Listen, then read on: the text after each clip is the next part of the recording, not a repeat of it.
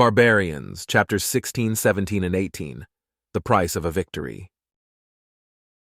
It's time to forget about the past, to wash away what happened last. Hide behind an empty face. Don't ask too much, just say, 'cause this is just a game. It's a beautiful lie. It's a perfect denial. Such a beautiful lie to believe in 30 seconds to Mars. Beautiful lie. Minister Leandra Singh knew she had a temper. Lord knows her mother had admonished her enough about it growing up. Over the years, she'd struggled to keep it under control. But there were times, usually when it was the most inconvenient, when her anger would come bursting through. And at the moment she was working on a rage of truly epic proportions. She couldn't exactly say she stormed through the outer offices, though it was a near-run thing. Leandra shouldered her way through the doors and stalked her way into the chambers, mounting the steps and dropping into her seat as she fixed her counterparts with a smoldering glare. "Is something wrong?" Lassorth asked warily, sensing her fury.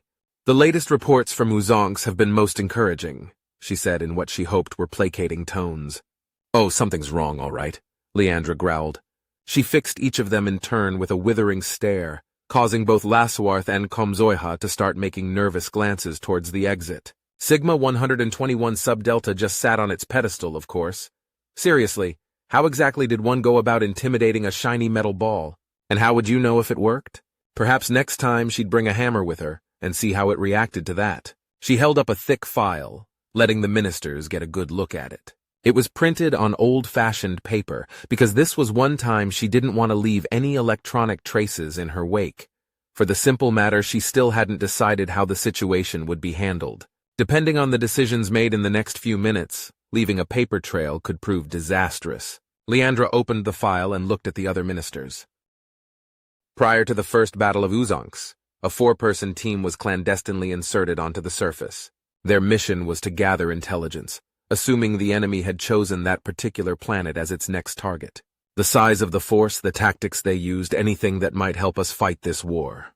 "A sound precaution," Sigma 121 Sub-Delta said with guarded approval, though she sensed nervousness on his part as well. "Good. Indeed," she smiled thinly. "After the defeat of TF Odysseus, we lost contact with the team. It wasn't until our ground forces landed during the second battle that they re-established contact. We managed to extract the team, along with a prisoner they'd captured." She paused for a moment as her gaze slowly swept the room. The other ministers were on edge, though whether that was due to her own mood or something else was difficult to say. The prisoner, a warrior named Chaktoj, was interrogated at great length, and one of the very first questions he was asked was, why? Why did they attack the triumvirate? She lowered the file and stared coldly at the others. Care to guess what he had to say? Komzoiha shifted nervously in his seat. How would we know the reason for such insanity? Leandra shook her head in disgust. "So you intend to drag this out to the bitter end? Fine, I can play that game too." She closed the file and glared at the other ministers. "You three screwed up big time. You spent 10 millennia burying the truth, and by now you must have almost forgotten all about it. And why not?" A wry expression appeared on her face. After all, the real story was accessible only by the highest-ranking officials of the triumvirate. Its ministers. She paused for a moment, savoring the sweet taste of justice long denied. "Which was safe enough, I suppose, when there were only 3 of you." A dawning sense of horror appeared on the herbivores' faces, as her eyes blazed with righteous anger. "You never in a million years thought we'd figure it out, did you? But as soon as we learned why they'd come, why they'd returned, I started digging into the ministry's archives. After all, I have full access now, don't I? All thanks to you." Leandra leaned back in her chair with a smile the Cheshire Cat would have envied. Once we knew what to look for, it didn't take long at all to learn the story of how the gentle and benevolent triumvirate tried to murder an entire race of beings whose sole crime was that they were omnivores. The smile disappeared as she snarled at them, spitting the words out. "Just like us." Lassorth and Komzoiha shrank back in their chairs as Leandra rose to her feet. "For almost a century you've looked down at us, sneering at the poor, half-evolved, violent apes of Earth. You've kept us at arm's length, made one demand after another in an attempt to tame us, dangling shiny bits of technology as a lure to do your bidding, and all the while terrified we'd learn your dirty little secret." She advanced on them, as implacable as Juggernaut. "You've spent 10,000 years covering up your mess, burying it so deep that no one even suspected it. After all, what could possibly happen to bring it all back up again and rock your perfect little society? The sarcasm dripped like poisoned honey with each and every word from her mouth. Only you didn't manage to kill them all now, did you? And when they came boiling out of space, bent on vengeance, it must have been your greatest fear come to life. Your own personal bête noire, determined to do to you what you had done to them. Leandra was working herself up to a real lather, and she had no intentions of trying to rein it back in. Oh no, not this time. I can only imagine the discussions you three must have had as you tried to figure out what to do, how to save your people. Her hands clenched in fists of rage. And then one of you had the brilliant idea of having humanity fight your war for you. It must have seemed like the perfect solution, having one predator destroy another. Utter symmetry! Her nostrils flared as she sneered at each of them in turn. But then we humans know all about final solutions. I won't pretend we're innocent of that particular crime, but at least we had the decency to only practice genocide on ourselves. She wasn't entirely sure that was something to be proud of, truth be told. But then she'd been waiting decades to throw their smug superiority back in their faces. We were frightened, Sigma 121 Sub Delta said in a small voice. We didn't know what else to do. You should have told us, Leandra bellowed. Maybe we could have intervened somehow. The Konhim didn't have a grudge against us, remember? We might have been able to broker some kind of an agreement as neutral parties. Her entire body trembled with fury at the sheer stupidity of these so-called enlightened races. Only now it's too late. We took your side, trained your people to fight, and led them into battle. Our hands are now as bloody as yours, all because of a lie. The silence that followed her tirade was deafening. Leandra could feel the adrenaline coursing through her veins, singing like boiling mercury. But now that she'd vented her spleen on the very individuals she had felt so much anger towards for so many years, she could feel herself begin to deflate. Hell, it had almost been therapeutic. Leandra forced herself to slowly sit back down, taking long, slow, calming breaths. So now we know, she said at last, much more calmly than the rest of her tirade had been, and we have decisions to make. It took several long moments before Komzoiha worked up the courage to respond. How many of your race knows the truth? He asked quietly. At the moment, myself, Marshal Antuma, Admiral Fujimoto, Governor General Granville, and the 4-person team who made the discovery. We've kept this tightly under wraps until we decide how to proceed. Why haven't you exposed us? Lassorth asked wearily. It is obvious you wish to. Believe me, I'd like nothing more, Leandra said darkly. But unfortunately, it's not quite that simple. Just how do you think they'll respond, your people and mine, once they learn the truth? The Sortower minister closed her eyes. I do not know, she whispered. Neither do I, Leandra replied. Your people, I suspect, will keep fighting out of sheer necessity, if nothing else. But mine? She shrugged. Many will demand our withdrawal. They'll say you brought this on yourselves, and why should human blood be spilled for your crimes? Oh, some will still fight. It's the first war we've had in a century, and there will always be some of my people that will be drawn to that. But will it be enough? At the moment, I couldn't hazard a guess. She took a deep breath. But I can tell you this much. If we do pull out, your people won't stand a chance. We might have shown them the way, but they don't have the experience or the temperament to carry it through. Not yet, and not soon enough to make a difference. In the end, the Konhim will grind you into dust. Please, Sigma 121 Sub Delta said plaintively, you must help us preserve the secret. Whatever you think of us now, know that we were not the ones who tried to destroy the Konhim. We merely inherited the secret from our distant ancestors and are not responsible for their crimes. Leandra regarded the metal sphere coolly. And if it had been us all those years ago? She asked it. Would you have hunted humanity into extinction as you did the Konhim? The Ronin minister did not respond as she slowly nodded. Your silence speaks volumes, minister. I suppose I should be grateful you've finally given up the pretense of lying to my face. A bitter smile appeared on her lips. You should be glad you didn't try to wipe us out like you did them. You think the Konhim fight dirty? Wait until you see what a human is willing to do when their back is to the wall. Minister Singh, please, Komzoisha beseeched her, do with us what you will, but we must ensure no one else ever learns the truth, for the very reasons you have just laid out. It won't work, Leandra said finally. Sooner or later other prisoners will be taken. The word will get out. It's inevitable. At best, we can delay it a little, but you had better start preparing yourselves for the storm that's coming." She took a deep breath. "And this storm, unlike the war, just might bring your perfect society crashing down. When they find out they've been lied to all these years, that their ancestors were just as warlike as us humans, well, I can't begin to predict how it will all end." There was a long silence as they considered that future, until the Ronin minister finally spoke. "We must open the archives," it said at last, "and show them what happened. Minister Singh, you must understand that in those days when the triumvirate was first founded, we believed that only herbivores could achieve sapience. Even the race of my creators before the plague consumed them were such. When we first encountered the Konhim and discovered to our horror they feasted on animal flesh. Somehow, without moving a millimeter, Sigma 121 sub-delta gave the impression of suffering a bone-deep shudder. All we could see was a predator. We could not run, but science gave us the means to defend ourselves." There was another pause, and then the machine seemed to sigh. "No, that is incorrect, for they did not strike the first blow. Perhaps if they had, we would have not tried so hard to bury the truth. Minister, we reacted out of fear then. I do not offer that as an excuse, merely an explanation. We simply did not consider the possibility that a predator was capable of being anything other than a threat." "And when you met us?" she asked quietly. "Was there a debate about whether or not to try it again?" "There was," Sigma 121 sub-delta admitted reluctantly.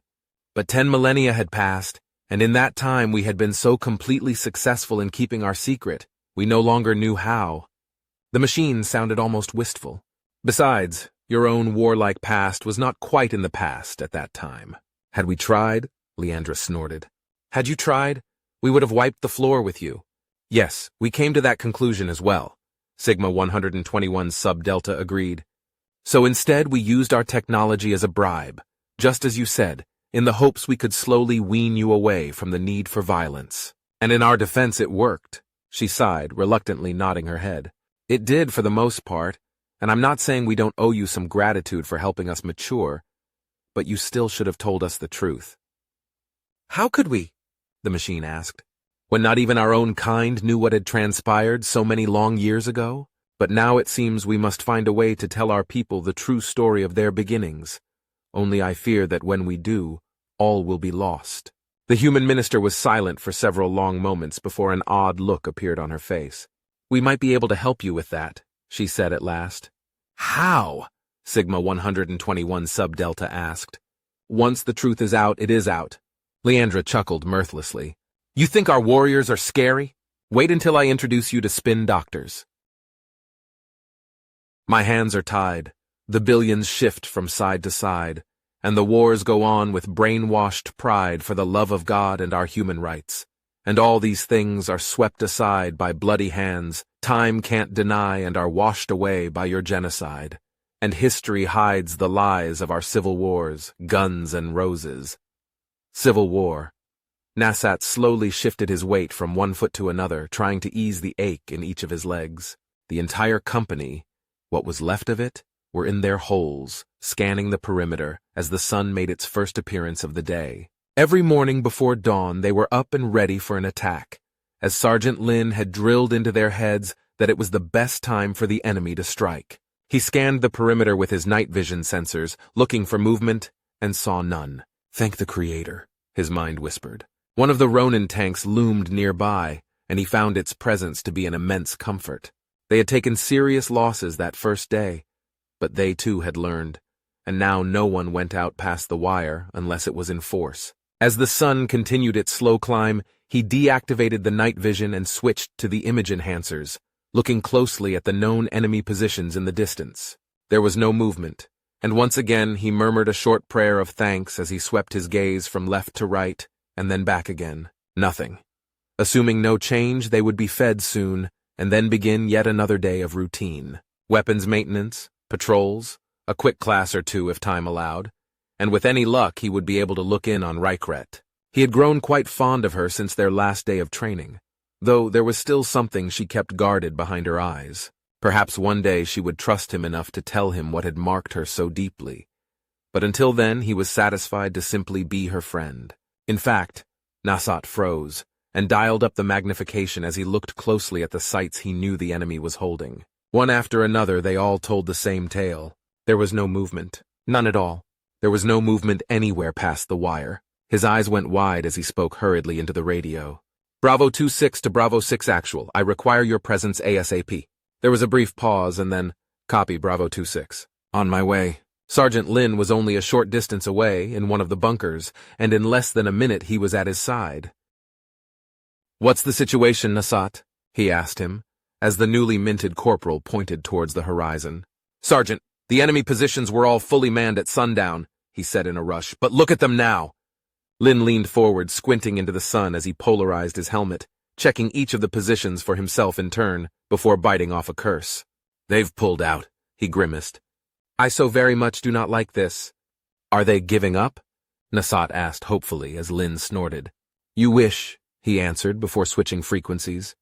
Bravo 6 Actual to Sabre 6-6, get the Navy on the horn. Nasat looked at him in confusion as Lin's expression turned positively grim, because it looks like the Konheim are prepping for a bug-out. Diaksh Jiaj Guyaz turned to his officers. Is everything in readiness?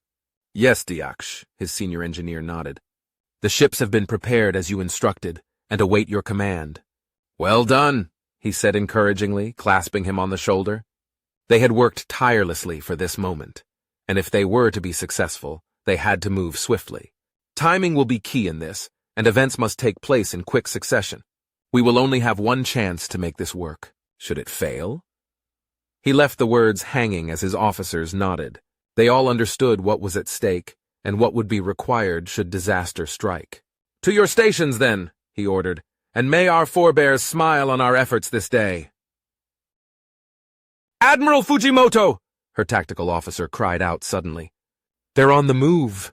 She watched the Konheim begin to break up, as a dozen or so ships began moving in her direction. So they've decided, she nodded to herself. They were sending a force after her carriers, just as she'd suspected, while leaving the rest to cover the evacuation. Ever since the warning order had come from the planet, she'd been waiting for a move like this.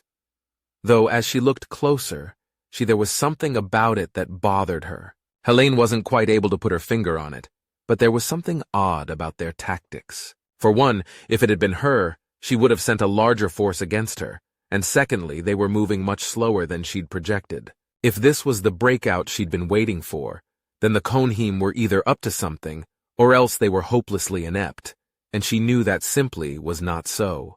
But given the tactical situation, the force they were sending against her was much too small. With the number of fighters she had available, they would quickly cut them to ribbons, and her opponent had to have realized that before sending them off to their doom. What was he up to? Notify Raptor Lead he's go for launch, Fujimoto ordered. Whatever it was he was planning, she'd find out soon enough. He would begin the evacuation the moment her fighters were engaged, so the quicker the task force being sent against her was dealt with, the better. Raptor flight is launching, her comm officer confirmed, as she watched the agile fighters race for the Konheim ships. Nasat checked his weapon, swallowing his fear as he waited for the order. The Ronin tank's engines were rumbling loudly as Sergeant Lin radioed him on a direct link. Keep your eyes open, Nasat, Lin told him. You can guarantee the Konheim left a few nasty surprises behind to slow our advance while they evacuate. They've probably spent the last few days setting booby traps and mines, so make sure your people know they aren't to touch anything. Just mark it and move on. Understood, he replied. Sergeant, if the Konheim wish to leave the planet, why not simply let them? 'Cause you never do what the enemy wants, Lin told him. The more shuttles we're able to keep from escaping, the fewer Konheim will have to face down the road. Corporal Nasat nodded slowly at the brutal logic of that statement. The humans called it a war of attrition, and they tended to be the longest and bloodiest forms of combat, where both sides slowly ground each other down until there was nothing left, which did very little for his peace of mind. A single flare arced high up in the sky, detonating in a burst of bright green. All units advance, Lin shouted as they clambered out of their holes. At the walk, the Ronin tank surged forward, keeping pace with them as they went after the retreating enemy. Diaksh Jiaj Guyaz watched the enemy's fighters speed towards his ships, readying themselves for battle. So far, everything was going according to plan, but long experience had taught him to be ready in case the human commander realized what he was attempting. He had to keep them off balance while he evacuated the planet, and he would require every warrior he could save in the weeks and months ahead. Obviously, a major reassessment was in order, in regards to their strategy. They had not factored these humans into their plans prior to the invasion, and of course, why would they? They had never heard of their race, after all. But now he knew them to be worthy adversaries. He would have enjoyed very much testing their mettle in the crucible that had shaped his people. But in the here and now, they were an impediment to the grand design. They had to be dealt with, if they were to honor the pact of their forebears. Jiaj watched the range spiral downward as the fighters neared their objective. Defensive fire began to reach out for the enemy, but it was sporadic at best. That was to be expected, given the limitations they were working with, but it would suffice. Closer! Closer! The enemy began their attack run, diving in and opening fire on his lead ships, just as he sent the final signal.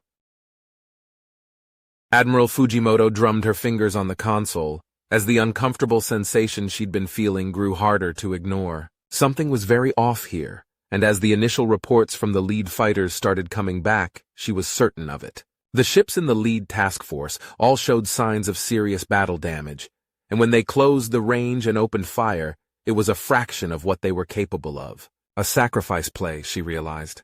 He was sending his most heavily damaged ships against her, the ones that would slow him down when they evacuated the system, condemning their crews to certain death. It was a desperation move, and that was what was bothering her because the situation was not desperate. Not yet, at least.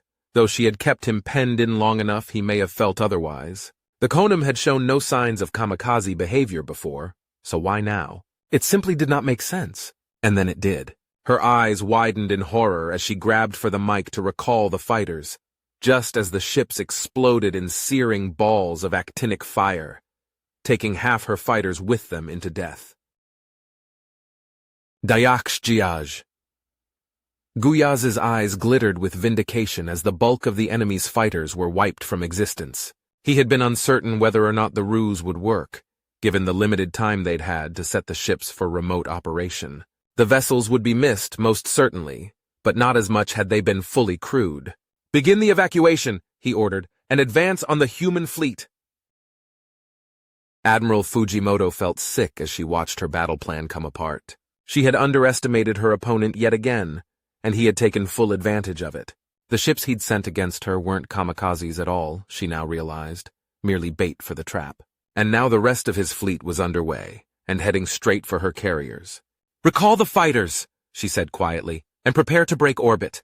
Given the losses she'd just suffered, the math was now skewed badly against her. Attempting to hold the system now was tantamount to suicide, and the Navy had lost too many ships and personnel already to allow that. "Inform the ground commander we are being forced to withdraw," she told the comm officer, "and then get me Marshal Antuma." Helene unconsciously straightened her tunic as she mentally prepared herself for the conversation that was to come. "Fall back!" Sergeant Lin shouted as the ragged line ground to a halt. "Back to our positions!" Nasat immediately got him on the private link. "Why are we falling back, Sergeant?" he asked in utter confusion. "'Cause the fucking Navy screwed the pooch and left our asses out to dry," he snarled. As up and down the line of advance, panic began to set in. "Put to rest what you thought of me while I clean this slate with the hands of uncertainty. So let mercy come and wash away what I've done. I'll face myself to cross out what I've become, erase myself, and let go of what I've done. Lincoln Park, what I've done." Dayaksh Jiaj Guyaz watched the human fleet withdraw from the system with a sense of quiet satisfaction. The operation had gone even better than he'd hoped, but now he and his officers needed to seriously reconsider their strategy once they finished the evacuation and broke orbit themselves. They'd been hurt in this system, but they had not been defeated. The pact of their forebears still loomed large in his mind, but now they would need to devise a new way of fulfilling it. In the meantime, "There is still a large enemy contingent on the planet's surface, is there not?" he asked his tactical officer. "Yes, Dayaksh," he nodded. "But until the human fleet returns, they are stranded. In other words, They were at his mercy. When the shuttles have finished returning our warriors, we will make a single pass over the enemy, Giage informed him. We dare not stay longer and risk the humans returning with reinforcements. I understand, Dayaksh, his tactical officer replied. I will begin plotting the attack run at once. He paused for a moment and then asked carefully, And what then? And then, we decide how to proceed, Giage answered, his eyes already studying the star chart. The humans were able to predict our movements, so next time, we must do the unpredictable. Keeping a retreating unit together is a difficult proposition even under the best of circumstances. When that unit is not yet battle-hardened, has been cut off from their support, and whose morale has suffered accordingly, it becomes even more so. All it takes is a single misstep, one more disaster to turn an orderly retreat into a full-fledged rout. Nasat knew Sergeant Lin was worried. The way he kept scanning behind them, he knew he was wondering if the Konhim had some sort of trap in mind for them as well. Here and there, he knew that other units had broken under the strain and were now scattered. Utterly useless as fighting units, they managed to reform and re-establish discipline. He could see in the eyes of his platoon how close they were to full panic, and he did his absolute best to keep them together and in good spirits. And then it all came apart when death began raining from the sky. A string of explosions walked down the line, shredding their formations like so much tissue. There had been no warning. One moment they were hurrying back to their position. The next kinetic rounds were slamming into the landscape and turning huge chunks of the terrain into dust, as well as anything that was standing in the way. Take cover! Lin screamed, but there was no place to hide. They'd been caught out in the open, and for every sortor that went to ground and tried to follow orders, there were a dozen more that bolted in panic and scattered in all directions. Those unfortunate enough to get caught in the blasts didn't just die, they were atomized. And even as Nasat tried to prevent his platoon from running, he knew it was pointless. There was absolutely nothing that would stop them now, and all that was left was to try and save himself until the attack was over. He was still thinking that when a concussive wave from one of the blasts lifted him off his feet and slammed him into one of the Ronin tanks, as darkness took him.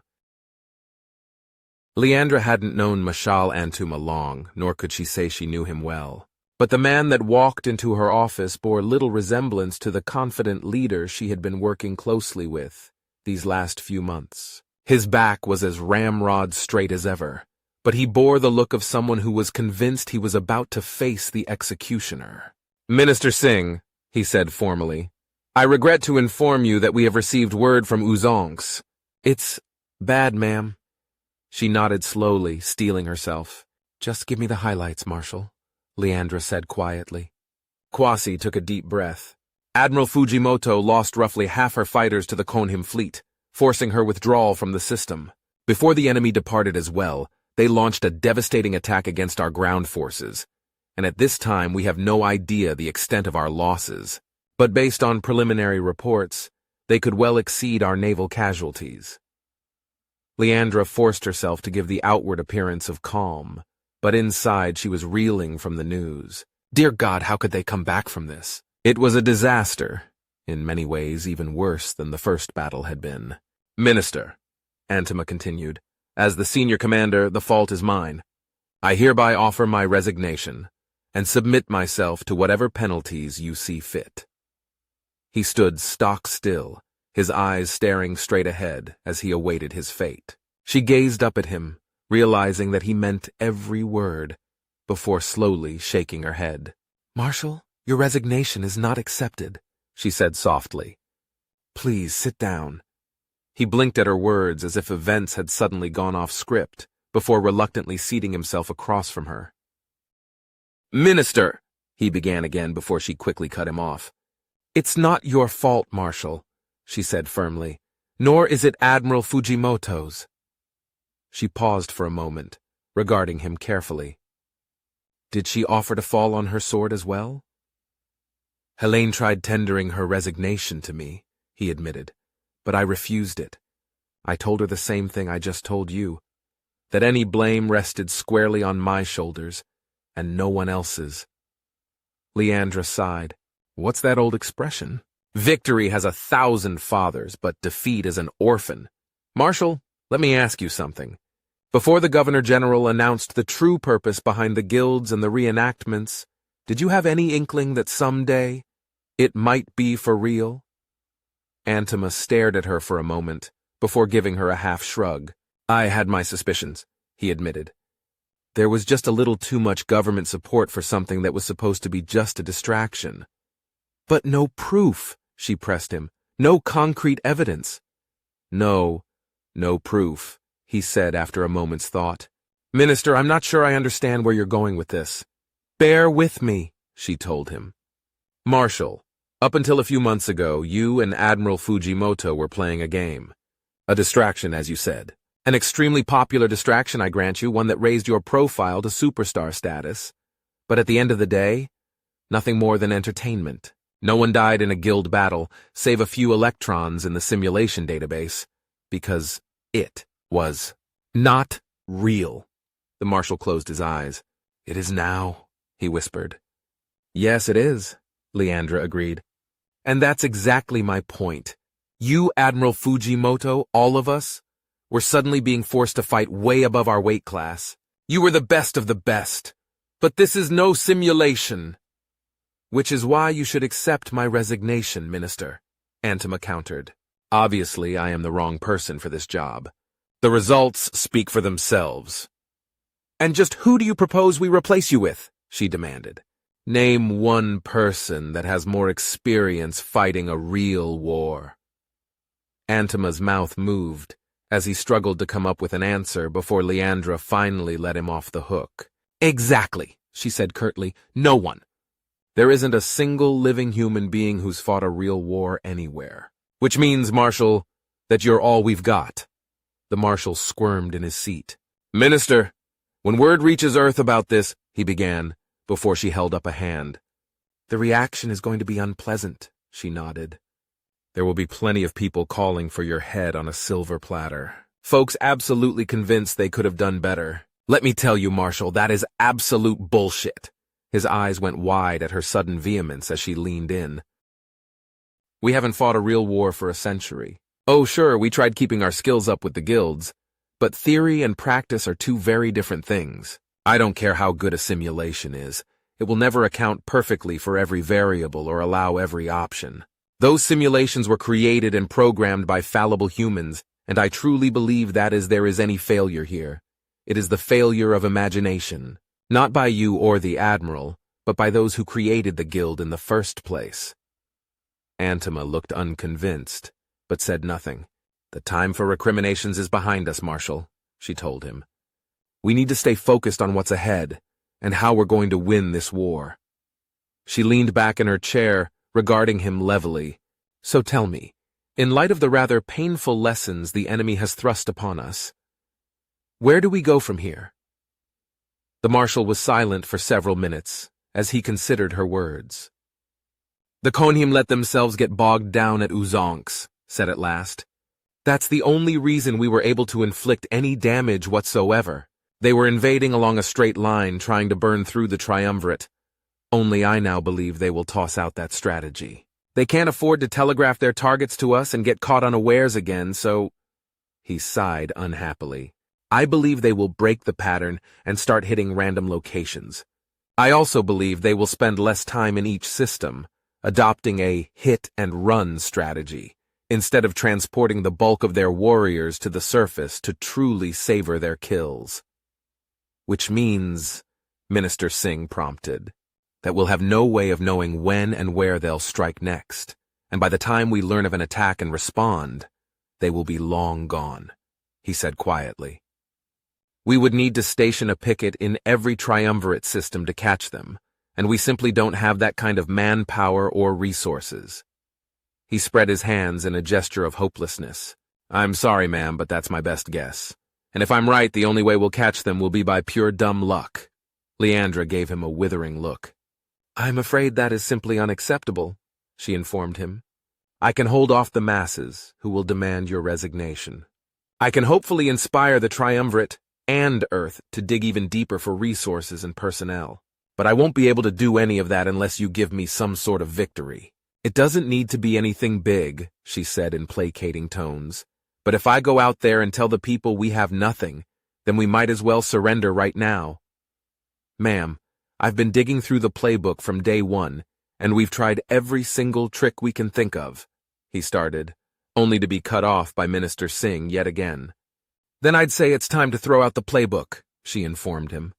We aren't going to win this war by conventional means. That much is obvious. So it is time to get creative. Creative, he repeated, as if the word left a sour taste in his mouth. I understand what you're suggesting, and yes, there are a few flat-out mad ideas floating around. But if we try them, assuming things even break slightly our way, our casualties are going to get ugly in a big hurry. More than they have already? She asked point blank. Marshal, we need a victory. Just one. One shining example of how the Triumvirate and Earth can stand toe-to-toe with the Konheim and emerge victorious. Without that, it's all over. Her gaze pierced deep. And to get that victory, we need to be willing to accept the blood price that goes with it. Leandra worked her jaw, obviously unhappy by that admission, but not backing down from it a single centimeter. Do I make myself clear? The cold-blooded reality of what she was asking hung in the air between them, and as much as they both hated what it stood for, they both also recognized the need. Yes, ma'am, Marshal Antima said at last. I believe you do.